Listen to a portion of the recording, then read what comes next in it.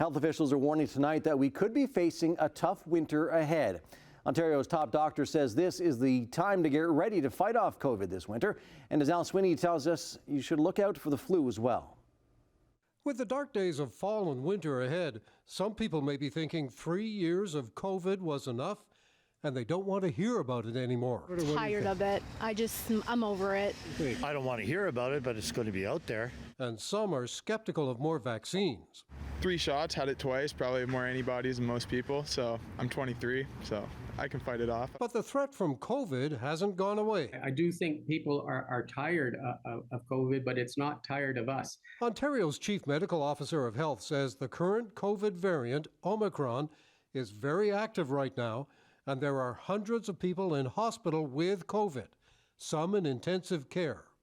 Along with that, flu is on the way. The winter is always a tough time of year. We go indoors, we are very social, lots of holidays, and that's where the virus is spread. So we anticipate having another difficult influenza season. The flu has been delayed this year, possibly until mid-November, and Moore says that's a chance to get immunized with a flu shot along with a COVID shot. Now is the time to please consider getting immunized and getting protected against both influenza as well as COVID through this 2 updated vaccines for both those pathogens. With new vaccines available for flu and COVID, he says officials don't rate one over another.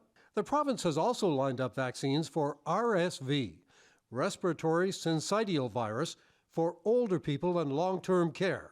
For the general population, Moore says the key to getting through the winter is vaccination.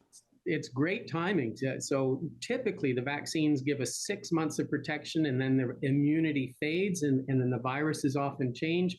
So really 6 months of protection now starting in November gets us through to the springtime. As for going back to mask wearing, the recommendation is limited. If you're at risk to these viruses, please consider wearing a mask in indoor public spaces as well.